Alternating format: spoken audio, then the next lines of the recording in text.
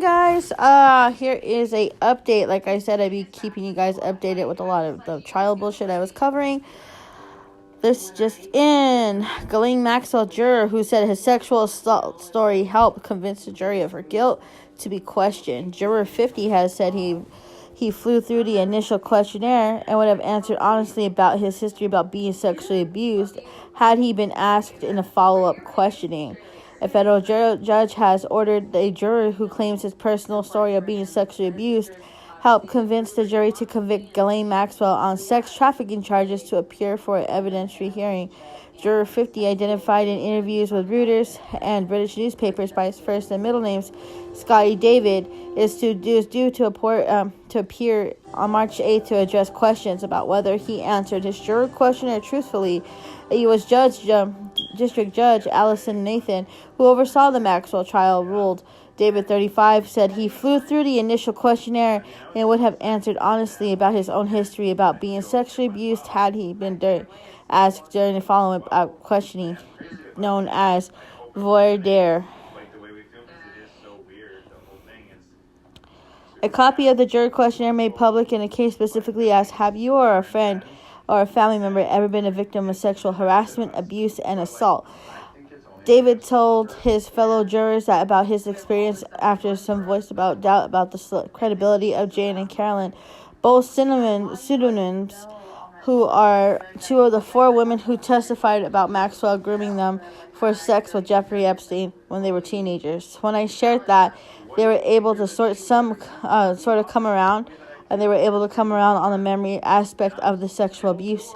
And he said in interviews with Reuters and The Independent. Nathan wrote that the potential impropriety is not that someone with a history of sexual abuse may have served on the jury.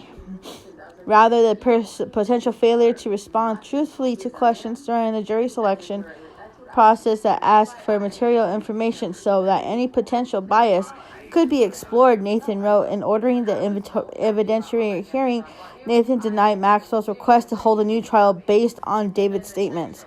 Nathan says she cannot consider some of the discussions that David told news publications occurred in the jury room in considering whether there should be a new trial, but she says she can review whether he answered the questionnaire truthfully. The court concludes, and the government concedes, and the demanding standard for holding a post-verdict evidentiary hearing is met to whether Juror 50 failed to respond truthfully during the jury selection process, to whether he was a victim of sexual abuse. Nathan wrote, while David will be questioned, other jurors will not be. Nathan denied motions by Maxwell's attorneys to question other jurors in separate hearings. So this is going to see if how credible everything's going to be. And if they find that he did not answer truthfully, then that's probably going to be a big monkey wrench in this trial. What her lawyers are trying to do is see if he actually did follow through with the questionnaires or not. If not, that's the case of them trying to overturn her guilty verdict. So, oh God, there's always something that gets in the way of justice being upheld. It always takes that one person. I know the person didn't mean no harm by it, but come on. She needs to be put away. I mean, she needs to be sentenced and put away. So that was your quick update on the Maxwell case. Stay tuned for more, kiddies. All right, bye.